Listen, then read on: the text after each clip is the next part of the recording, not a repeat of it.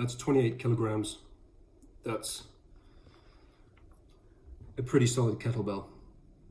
Now, kettlebells are something which I've been focusing on since January 2000, very seriously.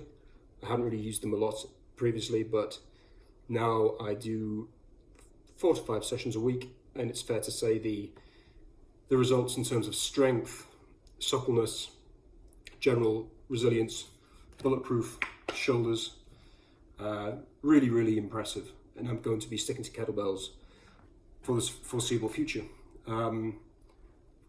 What's this got to do with G-Shocks? Well, basically, most people would think that with a kettlebell, you've got a heavy weight, you're throwing it around, you're approaching it with different angles of the wrist.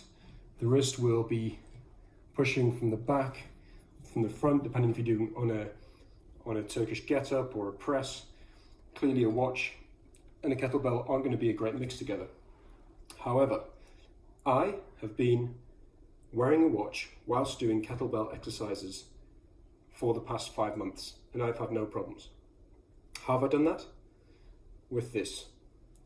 It's the Gshock Mudman G-9300-1.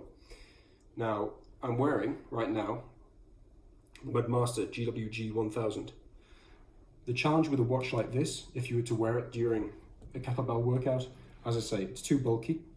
It's got a metal clasp here, which means that it will definitely bruise, generally be uncomfortable, not recommended at all to wear something like this, just impractical. However,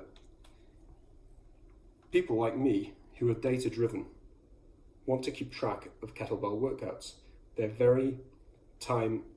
can be very time sensitive.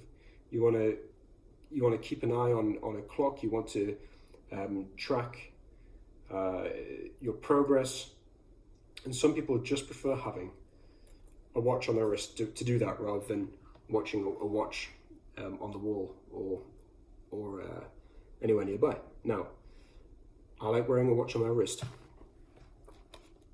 So what I do with this Mudman is I turn it to face inwards like this. So it sits reversed on the wrist. You'll see that when it comes to any kind of position where the back of the wrist is touching the kettlebell, it's not causing me any pain or discomfort, because it's a slimmer line watch. It hasn't got a metal clasp here. It's got a rubber flexible clasp. Therefore, it is immeasurably more suited to this kind of workout if you're the kind of person like me who likes to wear a watch during it. I also highly recommend this Mudman in general, because it's incredibly hard wearing. I've had this for almost 10 years now, I think 10 years, and it's never put a foot wrong.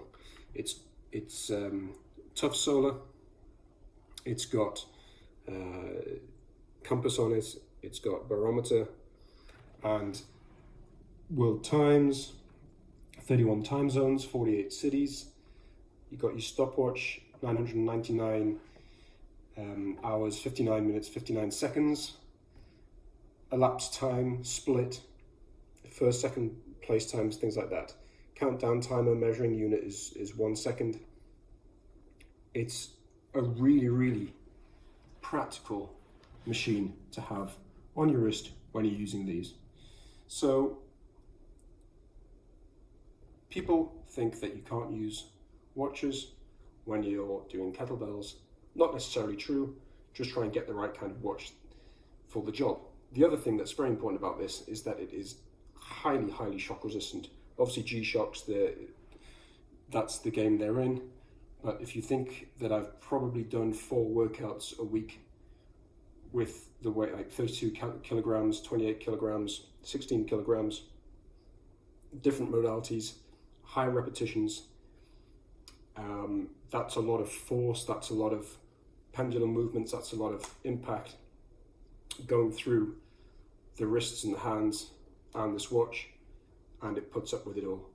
It's obviously also very well suited because it's the Mudman, and therefore the large amounts of sweat that are inevitably generated by these workouts do not cause any problems with the workings of the buttons.